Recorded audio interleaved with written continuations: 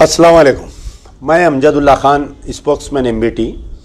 आज आपके दरमियान में लाइव आने की वजह यह है कि जैसा कि आप लोग जानते हैं कि तेलंगाना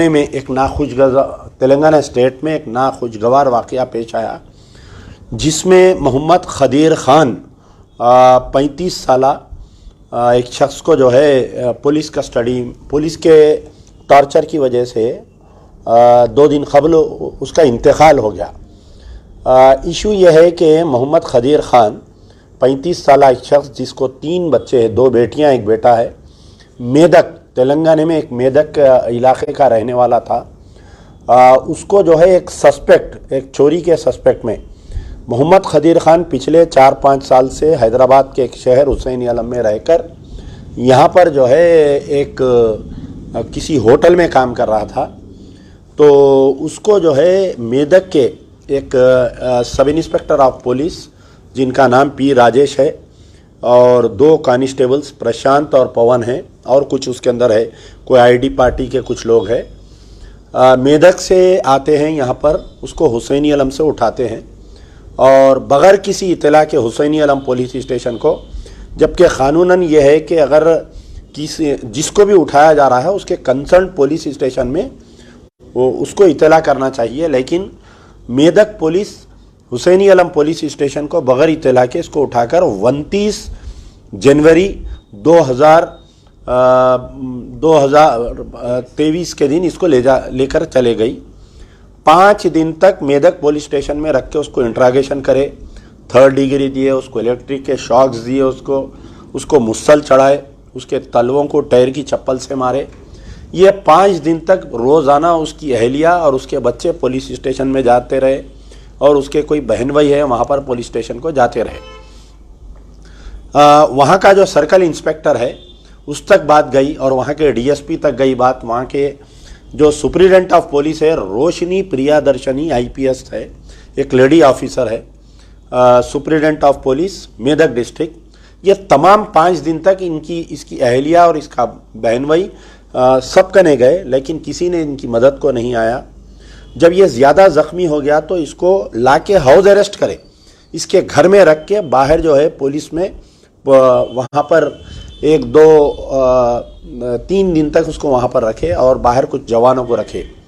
जब दर्द बर्दाश्त से बाहर हुआ तो ये किया कि घर में से भाग के वहाँ पर कोई हॉस्पिटल में, गवर्नमेंट हॉस्पिटल मेदक के कोई गवर्नमेंट हॉस्पिटल में एडमिट हुआ। वहाँ पर डॉक्टर्स मोहम्मद खदीर खान को देखने के बाद में ये बोले कि स्पाइनल कॉर्ड में इंजरी है और इसको क्योंकि यूरिन से ब्लड आ रहा था, इसको किडनीज भी इफेक्ट हो गए पुलिस के टॉर्चर की वजह से। वहाँ के कोई लोकल एक जर्नलिस्ट है हमारे उर्दू पेपर के, उन्होंने मेरे को तकरीबन 7 तारीख के दिन रात में या 8 के दिन, मेरा जहाँ तक ख्याल है, मुझे इत्तला किए। तो मैं ये बोला कि उसकी वाइफ की तरफ से या उसकी तरफ से कंप्लेंट और वीडियो मैसेज बनाकर मुझे भेजें। तो ख़ुद मोहम्मद खदीर खान का स्टेटमेंट और उसकी वाइफ का स्टेटमेंट मेरे को भेजा गया। तो मैं जो है 9 तारीख के दिन मैं इसको ट्वीट किया, 9 फरवरी के दिन इसको मैं ट्वीट किया KTR साहब को, director general of police Telangana Anjani Kumar साहब को, महमूद अली साहब को टैग करते हुए और डिस्ट्रिक्ट कलेक्टर, डिस्ट्रिक्ट एसपी को मैं ट्वीट करने के बाद में, क्योंकि मैं उस दिन खम्मम में था, खम्मम से वापस आते वक्त मैं ट्वीट किया। 9 तारीख से लेकर कल रात में 10 बजे तक कोई दिन ऐसा खाली नहीं गया जो मैं हमारे superintendent of police Rohini Priyadarshini IPS madam को रोज़ाना दिन में 3-4 वक्त कॉल कर रहा था। मेरे दोनों नंबरों से 9246529800, 9000699800 से मुसलसल कॉल कर रहा था कि आखिर ये वाक़या है क्या बात करने के लिए, लेकिन madam never responded to my calls, never. मैं वहाँ के कलेक्टर को भी, लेडी है शायद, उनको भी कॉल करने की कोशिश करा, उन्होंने भी रेस्पॉन्ड नहीं किए। वहाँ की एमएलए है श्रीमती पद्मा देवेंद्र रेड्डी, TRS की एमएलए है और साबिका डिप्टी स्पीकर भी है, उनको भी कॉल किया, वॉइस मैसेजेस छोड़ा, SMS छोड़ा उनको, लेकिन वो भी कभी रेस्पॉन्ड नहीं किए। खैर बहरहाल मैं ट्वीट करने के बाद में मेदक पुलिस आनंद फानंद में ये मेडचल रोड पे एक प्राइवेट हॉस्पिटल है लिनोवा हॉस्पिटल, उसमें लाके मोहम्मद खदीर खान को एडमिट कराए। तो वहाँ पर इन्वेस्टिगेशन में ये पता चला, क्योंकि वो एक छोटा नर्सिंग होम था, वहाँ पर वेंटिलेटर अवेलेबल नहीं था और इसकी स्पाइनल कार्ड में 3 जगह फ्रैक्चर आया। ये जो मुस्सल चढ़ाते ना, ये आदमी के ऊपर 3-4 पुलिस वाले बैठ जाते पैरों के बीच में मुस्सल देने से, इसकी स्पाइनल कार्ड में 3 जगह ब्रेकिंग आया और जो इसको होंदा लिटा के इसके बटक्स पे मारे और इसके पैरों पे मारे और इसके तलवे पे जो टायर की चप्पल से मारने की वजह से इसके किडनीज डैमेज हो गए इसके। तो वहाँ पर 2 दिन रखे। लास्ट संडे मैं समझता हूँ कि 14 या 15 तारीख के दिन इसको गांधी हॉस्पिटल में वेंटिलेटर पे एडमिट करे। मुसलसिल एक मेदक की टीम, एक पुलिस वालों की टीम घेरी हुई थी इसको। हॉस्पिटल में भी किसी से मिलने नहीं दे रहे थे, कोई प्रेस वालों की इसके करीब जाने नहीं दे रहे थे। और बड़े अफसोस की बात है कि इतना बड़ा वाक़या हुआ, सारे तेलुगु पेपर्स में आया, उर्दू पेपर्स में आया, तो हमारे madam Rohini Priyadarshini without any investigation अपने सबॉर्डिनेट एसआई को और कांस्टेबल्स को क्लीन चिट दे दिए। मेरे पास टाइम्स ऑफ इंडिया की कटिंग है, क्रॉनिकल की कटिंग है, जिसके अंदर उनका स्टेटमेंट है कि ऐसा कोई टॉर्चर नहीं किया गया और हम उसको सुबह लाए और शाम में छोड़ दिए। उमन तो ऐसा होता है कि कोई पुलिस टॉर्चर का केस आता तो जो भी सुपरिटेंडेंट ऑफ पुलिस या कमिश्नर ऑफ पुलिस के पास ये बात जाती तो वो लोग ये करते कि एक इंक्वायरी डालते या पर्सनली जाके फैमिली से मिलते या पर्सनली बुला के फैमिली से मिलते। उन्हें 9 तारीख से लेकर 16 फरवरी तक, 9 फरवरी से 16 फरवरी तक हॉस्पिटल में जेरे इलाज रहा। कभी भी Rohini Priyadarshini IPS superintendent of police एक मर्तबा भी आकर उसकी फैमिली से मिलना गवारा नहीं किए। क्यों नहीं मिले आप बताइए? आपके दिल में चोर था इसलिए आप आके नहीं मिले। आपको मालूम था कि आपकी पुलिस गलती की है, आप अपने सबॉर्डिनेट्स को बचाने के लिए आप उससे नहीं मिले। कम से कम उसकी अहलिया से मिलना था। आप एक लेडी ऑफिसर है, एक औरत का दर्द समझना था, मासूम बच्चों का दर्द समझना था, आप नहीं मिले आके। कलेक्टर नहीं मिले, डीएसपी नहीं मिले। चलिए ठीक है, पुलिस वाले नहीं मिले, आईएएस आईपीएस ऑफिसरों का दिमाग खराब रहता, भाई पुलिस टार्चर यानी गरीबों की कोई इज्जत नहीं रहती। और ख़ास तौर पर अगर कोई विक्टिम मुसलमान रहा तो आईपीएस आईएएस ऑफिसरों के सामने हमारी कोई जान की, हमारी कोई खून की वैल्यू नहीं रहती। श्रीमती पद्मा देवेंद्र रेड्डी जो एमएलए है टीआरएस की, कई मुसलमान हैं उनके अतराफ में, दूल्हे बन के नाचते रहते हैं उनके अतराफ में। मेदक के कई टीआरएस के अक़लियती कायदीन को मैं जानता हूँ जो पद्मा देवेंद्र रेड्डी के करीब में है। घर में छिल्ला छट्टी की दावत हुई तो उनको बुलाते, बिस्मिल्लाह की दावत हुई तो बुलाते, मैडम का वीआईपी इस्तेक़बाल करते। लेकिन कोई अक़लियती कायदीन ज़बरदस्ती जाके उनको ये नहीं बोला कि मैडम हमारा एक बच्चा वहाँ पर तड़प रहा हॉस्पिटल में, आप चलो चल के देखो, आप होम मिनिस्टर से बात करो, आप जो है वो एसआई को गिरफ्तार कराओ। लेकिन श्रीमती पद्मा देवेंद्र रेड्डी किस मुंह से 2023 आने वाले इलेक्शन में मुसलमानों के वोट लेंगे मुझे नहीं मालूम। किस मुंह से अक़लियती कायदीन टीआरएस को वोट मांगेंगे मेदक में मुझे नहीं मालूम। ऐसी क्या बेगरती आ जाएंगी इनके ऊपर जो इन्हों फिर मुसलमानों के दरमियान आकर टीआरएस के लिए वोट मांगेंगे। अब रही बात वाक़या पेश आया, आज मोता में तो आना था कम से कम लोकल एमएलए, मोता में भी नहीं आए, अभी तक उसके घर पे नहीं आए, पुरसा नहीं दिए। जैसा ही 16 तारीख के दिन रात में मुझे 12:30 बजे इत्तला मिली, मैं मुसलसल टच में हूँ, रोज़ाना आप मेरा ट्विटर सोशल मीडिया देखिए कि मैं उसके इलाज के लिए भी कुछ पैसों के लिए भी मदद किया, फिर उसके बाद में उसकी अहलिया को आने जाने के हम इंतज़ाम कर रहे थे। खैर बहरहाल ये सब हुआ, परसों रात में उसका इंतकाल हो गया। कल सुबह में दिन भर पोस्टमार्टम के लिए हम इंतज़ार करें। सुबह 9:30 बजे मैं हॉस्पिटल पहुंचा, मॉर्चरी में वो गंदी बदबू में मैं, हमारे सारे कायदीन एमबीटी के हम लोग वहाँ पर ठहरे हुए रहे। 5 बजे तक मेदक पुलिस नहीं आई। और मेदक पुलिस का नहीं आने की वजह क्या बताया आपको मालूम है?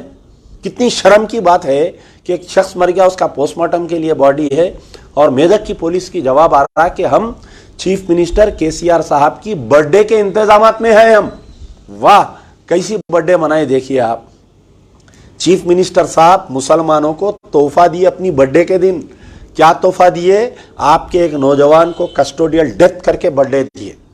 ठीक है, अब दिन भर हम ठहरे, धरना दिए, एसीपी चिक्कड़पल्ली आए, उसके बाद में इंस्पेक्टर ऑफ पुलिस चिक्कड़पल्ली आके मेरे को ये बोले कि यानी कल सुबह आज तो नहीं होता postmortem, as per Supreme Court guidelines postmortem नहीं होता, हम कल सुबह पोस्टमार्टम करके बॉडी मेदक को रवाना करेंगे, मेरी जिम्मेदारी है बोल के एसीपी चिक्कड़पल्ली बोले। मुसलसल कल दिन में 100 तो टेलीफोन किया मैं सुप्रिटेंडेंट मैडम को, लेकिन फोन उठा, अरे भाई आपको गवर्नमेंट सरकार कितने पैसे दे रही है आपको बताइए, you are being paid lakhs of rupees, आपकी तनख्वाह कम से कम 4-5 लाख रुपए है, आपको गाड़ी है, एयर कंडीशन ऑफिस है, आपको 10 आदमी का स्टाफ है, क्या इसलिए दे रही कि इतनी बेहिसी बताइए आप। एक आदमी 10, आजकल तो ट्रू कॉलर पे नाम आ रहा, आप मालूम करना चाहिए था ये किसका नंबर है, क्यों इतना फोन करा, मैं नहीं उसकी बीवी भी उसके फोन से मैं फोन कराया बैठ के, उसकी जो अहलिया का और उसका जो नंबर था मैडम से बात करने के लिए, कम से कम एक 25 वक्त दोनों मियाँ बीवी ट्राई करे। अब्दुल खदीर खान मरने से पहले मैडम से बात करना चाह रहा था, कई बार टेलीफोन किए लेकिन सुप्रिटेंडेंट मैडम फोन नहीं उठाए। कितनी बेहिसी है बताइए आप मेरे को, कितनी अफसोस की बात है। ठीक है, जैसा ही इंतकाल की खबर आम हुई, आम होने के बाद में चंद टीआरएस के जो मेदक के लीडर है पूरे उसके घर के अतराफ जमा हो गए, बोले कि अब हम मैडम से बात कर लिए, श्रीमती पद्मा देवेंद्र रेड्डी एमएलए से बात कर लिए, आपको हम 2 बेडरूम फ्लैट दे देंगे, कंपनसेशन दे देंगे। वाह कितना सस्ता हो गया देखो हमारा खून। ये पूरे टीआरएस के जो अखिलियती कायदीन है इन लोगों को लेके जाना, पुलिस कस्टडी में मार देना, ये सबके बीवियों को एक डबल बेडरूम फ्लैट दे देना बस, और इससे ज़्यादा कुछ नहीं करना। आके दूल्हे याली दूल्हा नाच रहे हैं पूरे, उनको समझा रहे हैं, बोल रहे हैं कि आप कंप्लेंट मत दो, इस मसले को हैदराबाद तक मत जाने दो।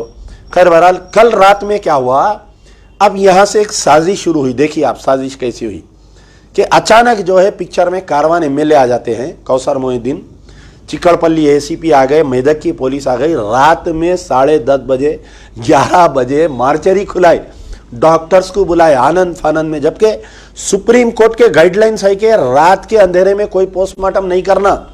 इससे पहले एक नक्सलाइट को ऐसा ही आनंद फानंद में पोस्टमार्टम करके उसको मार के दफना दिए थे, तो उसकी वाइफ हाई कोर्ट गई थी, हाई कोर्ट और सुप्रीम कोर्ट, हाई कोर्ट जब यूनाइटेड आंध्र प्रदेश था और सुप्रीम कोर्ट का एक ऑर्डर है कि रात के औकात में पोस्टमार्टम नहीं करना, दिन के उजाले में पोस्टमार्टम करना बोल के। खैर मुझे फोन आया कि भाई आनंद फानंद में पोस्टमार्टम हो रहा है, यहाँ पर आप आइए। मैं यहाँ से फिर दोबारा गांधी हॉस्पिटल गए, जब तक पीछे के रास्ते से यानी मार्चरी के पीछे एक गेट है, वहां से एमएलए साहब को बुला के पुलिस वाले ठहर के मौता के साथ फोटो लेके आनंद फानंद में बॉडी को रवाना कर दिया। और वहां पर भी जैसा ही फजर के टाइम पे बॉडी पहुंची, वहां से लोग हमारे जो लोग हैं वहां पर मेदक में मुझे इतला करे कि साहब बॉडी आ गई है, हम पोस्ट में जुमा की नमाज में हम इसको मिलाने जा रहे हैं। लेकिन फिर अचानक वहां पर कोई टीआरएस के कायदीन, कोई एमआईएम के कायदीन आ गए, आके बोले कि नहीं भाई जुमे में हम मिलाएंगे, आज शिवरात्रि है, गड़बड़ हो जाएंगी, फिसादा हो जाएंगे। अरे फिसाद क्या भाई, पुलिस के मुखालिफ में लड़ रहे हैं, सब हिंदू मुसलमान सब मिलके लड़ रहे हैं, हम पुलिस कस्टडी के खिलाफ, डेथ के खिलाफ में लड़ रहे हैं हम। तो खैर उसमें जो है जबरदस्ती ले जाके उसको दफना दिए उसको। उसके बाद में जो है 3:30-4 बजे के करीब में डीजीपी के पीआरओ की तरफ से एक प्रेस नोट आया, आए मुसलमानों, आए तेलंगाना के मुस्लिम कायदीन, आए उलमा मशाइखीन, जो बिरयानी खा के जो जाके चीफ मिनिस्टर को सेकुलर बोले, जो तारीफ करे, आए महमूद अली जो नंबर 1 चीफ मिनिस्टर बोलने तुम्हारा मुंह नहीं सूखता। अब देखिए क्या साजिश हो रही है आप लोगों के ताल्लुक से। डायरेक्टर जनरल ऑफ पुलिस के पीआरओ एक मैसेज देते हैं कि आईजी ऑफिसर कोई आईजी को हम अपॉइंट करें। आईजी को डायरेक्शन दिए हैं कि संगारेड्डी के कोई सीनियर ऑफिसर से इसकी तहकीकात करवाई जाए और वहां के सर्कल इंस्पेक्टर को और सब इंस्पेक्टर को report to the IG office, अभी सस्पेंड नहीं करे, डिसमिसल फ्रॉम सर्विस नहीं करे, तो रिपोर्ट। फिर वहां पर हमारे रोशिनी प्रियादर्शनी आईपीएस मैडम, आज की तारीख तक उनको फुर्सत नहीं मिली, केसीआर के कपड़े धुलाने से उनको फुर्सत नहीं मिली, बर्थडे के अरेंजमेंट से फुर्सत नहीं मिली। आज 5 बजे उनको फुर्सत मिली तो आज एक प्रेस कॉन्फ्रेंस करके ये बोले कि जो एसआई है और 2 कांस्टेबलों को रिपोर्ट टू द बोले। तो आप बताइए कि मैं डायरेक्टर जनरल ऑफ पुलिस से ये पूछ रहा हूं कि प्रियादर्शनी मैडम जो है सुप्रिटेंडेंट क्लीन चिट दे दिए थे कि ऐसा कोई वाकया नहीं हुआ, तो फिर आज डीजीपी साहब कहीं को ये बोले कि हम इसकी तहकीकात करेंगे, जब कुछ नहीं हुआ ना साहब, जब पुलिस वाले लेके नहीं गए, मारे नहीं, टार्चर नहीं करे, कुदरती मौत से उन्हें मोहम्मद खदीर खान मर गया, तो आज डीजीपी को क्या चूहा काटा क्या? बताओ। आज डायरेक्टर जनरल ऑफ पुलिस जो बोले कि एक आईजी ऑफिसर को मैं इंस्ट्रक्शन दिया हूं कि आईजी इन्वेस्टिगेशन नहीं कर रही, एक सीनियर ऑफिसर से आपके एक मगरमच्छ के आंसू रोते हुए इन्वेस्टिगेशन का एक ऑर्डर दिए। होना तो ये चाहिए था। अब आप बताइए, अगर कोई दलित मरता पुलिस कस्टडी में, अगर कोई SC ST का कोई आदमी अगर उसको पुलिस कस्टडी से होता, हंगामा हो जाता, पूरा नेशनल न्यूज़ बन जाती, पूरे तेलुगु चैनलों में। अरे 9 तारीख से उन्हें जिंदगी मौत के लिए लड़ा, ना कोई तेलुगु चैनल में बता रहा, ना कोई नेशनल मीडिया बता रहा, ना कोई पॉलिटिकल लीडर, ना। अरे KTR साहब ट्वीट खेलते हर छोटे मसले पे, 10 लाइटां लगाए तो बोलते तेलंगाना तरक्की की और नंबर 1 पुलिस।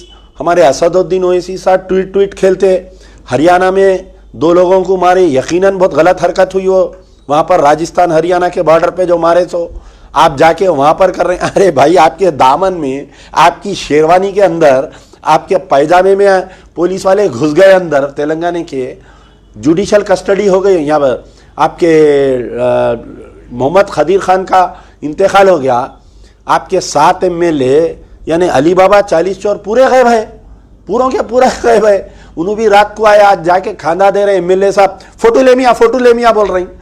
आप क्या फोटो लेने के वास्ते गए थे, खाना देने? खैर ठीक है। अब क्या हुआ, ये जो वाकया पेश आया, DGP साहब प्रेस नोट दिए, इससे कुछ नहीं होने वाला है। मैं आपको थोड़ा बैक में बताता हूँ। आलेर एनकाउंटर हुआ, एक गवर्नमेंट एक कमेटी कॉन्स्टिट्यूट करी थी कि आलेर एनकाउंटर की तहकीकात करेंगे। आज तक वो जियो बरफदान में चले गया। मुस्तफ़ाउद्दीन का वाकया पेश आया, एक कमेटी बनी, एक आर्डर आया, उसके बाद में कुछ नहीं हुआ। तो ऐसे कंसिक्यूटिव कई वाकयात है जिसका मैं आपको मिसाल दे सकता हूँ। तेलंगाना में आलेर एनकाउंटर 7 मई 2015 को जो हुआ, उसका आज की तारीख तक कोई तहकीकात नहीं हुई, कोई उसका इंसाफ नहीं मिला। हर कितने बार असेंबली नहीं हुई बताओ आप? 0 ओवर में उठाते अकबर ओवैसी उठ के, साहब वो आलेर एनकाउंटर का क्या हुआ? कोई जवाब नहीं। किशन बाग में 14 मई 2014 को पुलिस फायरिंग में 4 आदमी को मार दिया गया, बाद में 3 आदमी जो जख्मी थे मर गए। उसके बाद में भी एक इंक्वायरी बैठी थी, एक कमेटी बैठी थी, उसका आज की तारीख तक कोई इंसाफ नहीं मिला। एक निजामाबाद में एक वाकया पेश आया था, सेम ऐसी जैसा मोहम्मद खदीर खान को गिरफ्तार करके ले जाके चोर के सस्पेक्ट में मार दिए। शेख साजिद हैदर 21 मार्च 2015 के दिन निजामाबाद के ऐसी एक पंचर जोड़ने वाले को चोरी के केस में लेके गए, कस्टडी में मारे, मर गया। उन्हें यही गांधी हॉस्पिटल में लाए थे, जब भी मैं गया था। हम इशू को उठाए, हम ह्यूमन राइट्स कमीशन में डाले, हम कोर्ट में डाले, हम गवर्नमेंट को बोले, लेकिन आज की तारीख तक वो इशू पे कोई इंसाफ नहीं मिला। इंक्वायरी बंद हो गई, पुलिस वालों को क्लीन चिट दे दिए। तो फिर इसको मारे कौन? शेख हैदर को। फिर मुस्तफ़ाउद्दीन का वाकया हुआ 9 अक्टूबर 2014 के दिन आर्मी गैरिसन में। उसका तो डाइंग डिक्लेरेशन है ना साहब। मरने से पहले मुस्तफ़ाउद्दीन जज के सामने उस्मानिया हॉस्पिटल में डाइंग डिक्लेरेशन दिया, 2 आर्मी के लोग मेरे साथ बदफेली करे, मेरे को पेट्रोल डाल के जिंदा जला दिए। आज की तारीख तक इंसाफ मिला ना, कोई इंक्वायरी नहीं हुई, कुछ नहीं हुई। मैं ये सब बातें इसलिए बोल रहा हूँ, आज जो हमारे director general of police Anjani Kumar साहब का जो प्रेस नोट आया तो लोग खुश हो रहे हैं, अरे सस्पेंड कर दिए, अरे गिरफ्तार कर लिए, अरे उसको ऐसा कर दिए। कुछ नहीं होने वाला है। It's an just an eye wash. Mecca Masjid blast का एक फैसला आया, 18 मई 2007 को ब्लास्ट हुआ, 16 अप्रैल 2018 को तमाम खातियों को बाइज्जत बरी कर दिए फैसले में। वटोली में एक वाकया हुआ था 12 अक्टूबर 2008 के दिन, एक फौजी के घर में उनके वालिद को और 6 अफराद सो रहे थे, रात में जिंदा जला दिए। वटोली में एक वाकया हुआ था 18 अप्रैल 2018 को, फैसला हुआ तमाम कातिलों को बाइज्जत बरी कर देगा।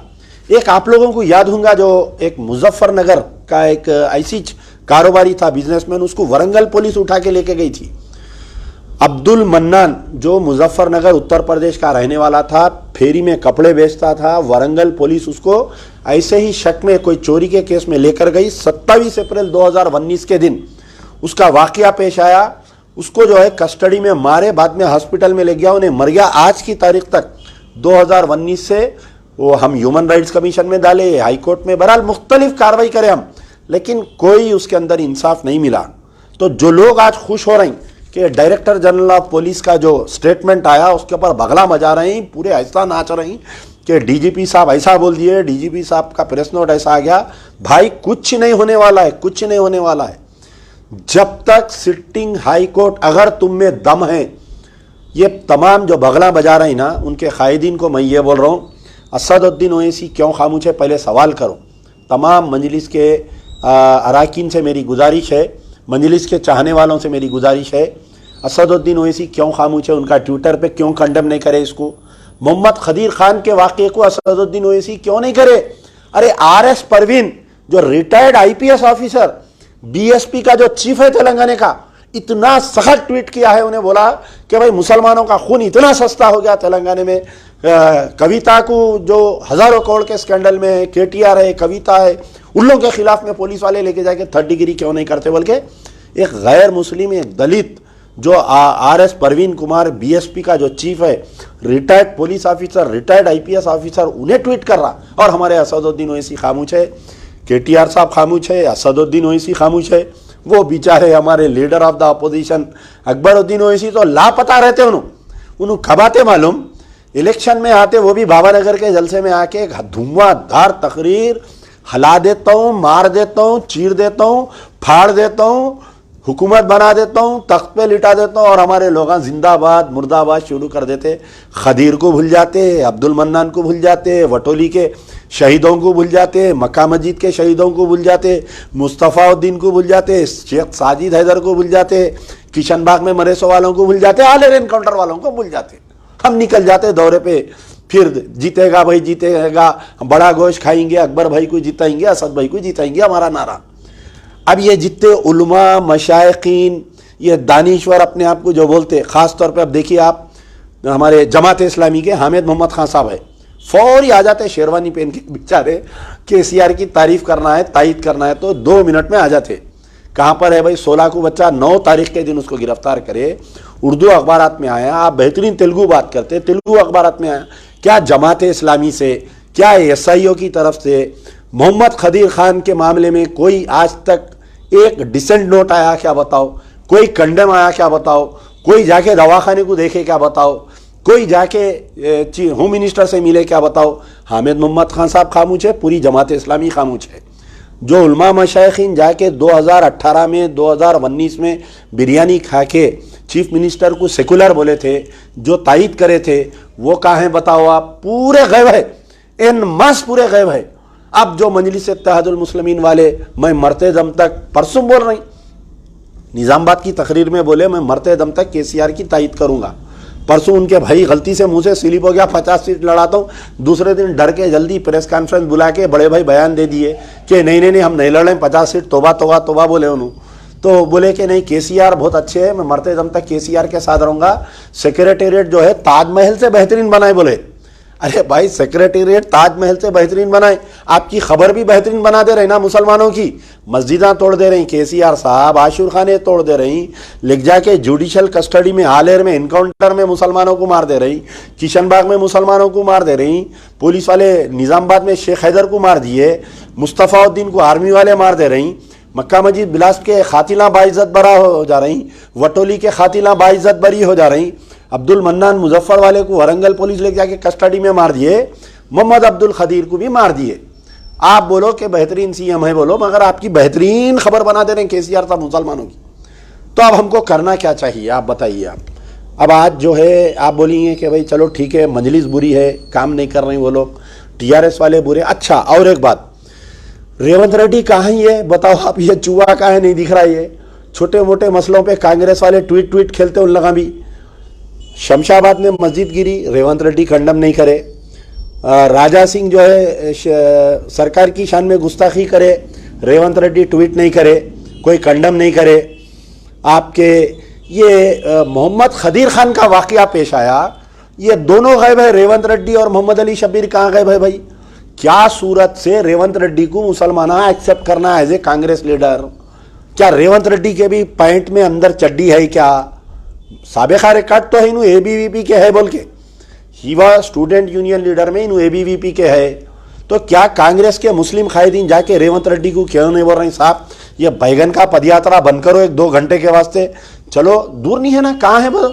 कश्मीर में राहुल गांधी जाके यात्रा खत्म करा तो रेवंत रेड्डी कश्मीर जा सकते, लेकिन रेवंत रेड्डी मोहम्मद अब्दुल खदीर के घर पे जो है जाके पुरसा नहीं दे सकते।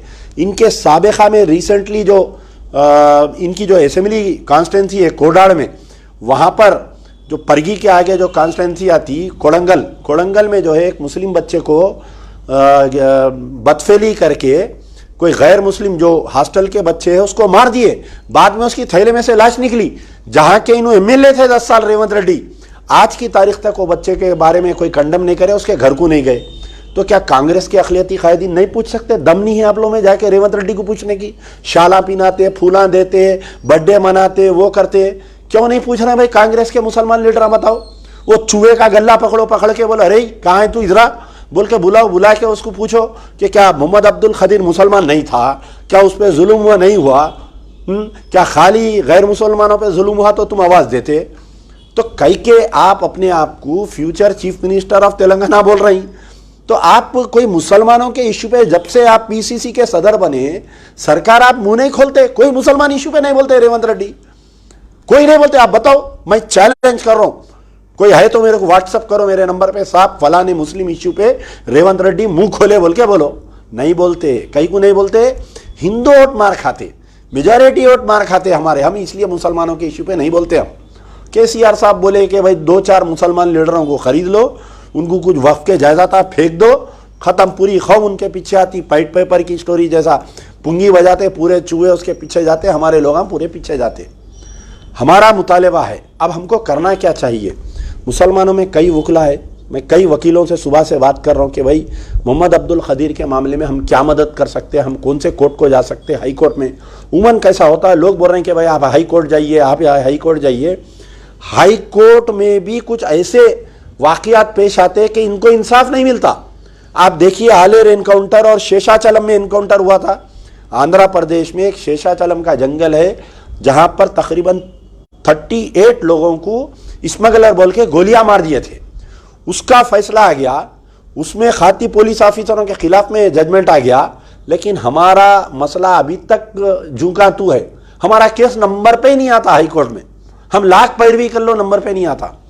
तो मेरी गुजारिश है कि सियासी इख्तिलाफात को दूर करते हुए, मैं अभी हमारे मुश्ताक मलिक साहब जॉइंट एक्शन कमेटी के हमारे जो प्रेसिडेंट है, चेयरमैन है, उनसे भी बात किया कि भाई ये खदीर के वाक़े को जॉइंट एक्शन कमेटी उठाइए, तमाम को बुलाइए, हम डीजीपी से मिलेंगे, हम होम मिनिस्टर से मिलेंगे, चीफ मिनिस्टर से मिलने की टाइम लीजिए। मंजलिस के 7 एमएलए और असदुद्दीन ओवैसी जाके अगर सीएम करने बैठ गए, साहब ये खदीर की तहकीकात होना, खदीर के इक़दाम जो कत्ल किया गया उसकी तहकीकात सिटिंग हाई कोर्ट के जज से होना, वो तो क्या नहीं होती? बताओ, नहीं, इनको नहीं होना है। इनको बोल रही है मसले को दबा दो। मैं इंडिया के मुसलमानों का लीडर हूं, मैं तेलंगाना के मुसलमानों का लीडर नहीं हूं, मैं दबा दो मसले को। तुम्हारी कोई वैल्यू नहीं है तेलंगाना के मुसलमानों की। तुम झक मराते मजलिस को वोट देते, तुम झक मराते, तुम टीआरएस को वोट देते, तुम्हारी कोई वैल्यू नहीं है, बोल रही हूं। तो सोशल मीडिया में एक बहुत पावर है, हर किसी का जिसका अकाउंट है, मेरी गुजारिश है फेसबुक पे, इंस्टाग्राम पे, ट्विटर पे, यूट्यूब पे आप लोग लाइव आओ, लाइव आके बोलो, डिमांड करो। चीफ मिनिस्टर से हम डिमांड करते हैं कि मोहम्मद खदीर का सिटिंग हाई कोर्ट के जज से इंक्वायरी करवाओ या सीबीआई से इंक्वायरी कराओ। सिटिंग हाई कोर्ट के जज से इंक्वायरी कराओ, टाइम बाउंड इंक्वायरी, 3 महीने के अंदर इंक्वायरी। और हमारे डीजीपी साहब ये प्रेस नोटा दे के मुसलमानों को आप हौला मत बनाओ। हम आपको बहुत अच्छी तरीके से जानते, आप मुसलमानों के महफिलों में आते, आप कुरानी आयत का तर्जुमा करते, लेकिन आपका खलम जो चलता हमारे खिलाफ में हमको मालूम है। तो आप बराए करम मेहरबानी डीजीपी साहब ऐसा करिए कि ये जो सब इंस्पेक्टर है परेशान नहीं राजेश, और ये तीनों को मर्डर केस में गिरफ्तार करो। मर्डर केस में 302 सेक्शन लगा के इसको गिरफ्तार करके रिमांड करो। इनकी बेल होने से पहले आप जो है चार्जशीट फाइल करो। डिपार्टमेंटल इंक्वायरी करते रहो, आप उनको नौकरी देते दियो, नौकरी नहीं देते मत दियो, मगर उनकी गिरफ्तारी का मुतालबा, जब तक उनकी गिरफ्तारी नहीं हुई, मैं तमाम तेलंगाना के मुसलमानों से, मैं तमाम तेलंगाना के सेकुलर हिंदुओं से मेरी गुजारिश है कि अब ये लीडरों के पीछे फिरना छोड़ दो। ये टीआरएस के लीडरों के पीछे, ये कांग्रेस के लीडरों के पीछे, ये मजलिस के लीडरों के पीछे फिरना छोड़ दो। मोहम्मद खदीर खान को अगर इंसाफ तुम दिला सकते, तुम में ताकत है, तुम खुद लीडर बनो, एजेंडा तुम्हारा, झंडा तुम्हारा, तुम फेसबुक के सहारे, तुम इंस्टाग्राम के सहारे 1 महीना मुहिम चलाओ। आज लिख लो, आज की तारीख, आज 18 तारीख है, 18 फरवरी से 18 मार्च तक पूरे अपने प्रोफाइल चेंज कर दो। आप व्हाट्सएप प्रोफाइल चेंज करो, लगा दो we want justice for Mohammed Khadeer Khan, we want. अरे कश्मीर में रेप हुआ तो हम करें ना एहतजाज। हमारा एक फैशन बन गया आजकल हैदराबाद में, तेलंगाना में, हम कश्मीर में रेप हुआ तो रैली निकालते, कैंडल लाइट डिनर करते। हम जो है कहीं दूसरे मुकामात पर हुआ तो हम चैरिटी करते हैं। लेकिन हम हैदराबाद में कोई ऐसे वाक़यात तो रेप हुआ मुसलमानों के साथ, यहाँ पर कत्ल गारतगिरी हुई, तो हम या हमारे लीडर मुंह नहीं खोलते। आज तमाम नौजवानों से, तेलंगाना के नौजवानों से आज अमजदुल्ला खां दर्दमंदाना अपील करता है, जो भी सोशल मीडिया पे है, अपने अपने फेसबुक अकाउंट पे लिखो आप कि we want justice for Khadeer Khan, we want justice for Khadeer Khan, हम इनको मर्डर केस में गिरफ्तार करना, पी राजेश, प्रशांत, पवन को, तीनों को सिटिंग हाई कोर्ट जज इंक्वायरी होना, 25 लाख रुपए इसको एक्सग्रेशिया होना, 2 बेडरूम फ्लैट होना, गवर्नमेंट जॉब होना। अपना व्हाट्सएप प्रोफाइल बनाओ, अपना स्टेटस बनाओ, अपना व्हाट्सएप स्टेटस बनाओ, फेसबुक के पूरे आपके फोटोस निकाल के खदीर की फोटो डाल के रखो। 1 महीने तक मुहिम चलाओ पूरे जने। मैं मुसलसिल हर अल्टरनेट डे आते रहूंगा, कौम को झिंझोड़ते रहूंगा खदीर के मामले में। चीफ मिनिस्टर मजबूर होना, अरे दलिता मजबूर कर सकते, SC ST मजबूर नहीं कर सकते। अरे तुम तो कल में ला इलाहा इल्लल्लाह मोहम्मद रसूलुल्लाह पढ़ने वाले, अरे तुम में इतनी ताकत है कि तुम अगर मुत्तहिद हो जाए, तुम अगर ठहर जाए एक जगह पर, तो कै का चीफ मिनिस्टर, कै का होम मिनिस्टर जी सब नाचते तुम्हारे सामने। तुम अपनी तारीख पढ़ो, तुम्हारी क्या तारीख है। सो तुम्हारी तारीख ऐसी है कि तुम 370 थे, तुम करोड़ों के ऊपर यहूदियों पे तुम हावी हो गए थे। तो हमारा मुतालिबा है कि तमाम तेलंगाना के मुसलमानों से, सेकुलर हिंदुओं से मेरा अपील है कि जस्टिस फॉर मोहम्मद खदीर खान मुहिम स्टार्ट करो।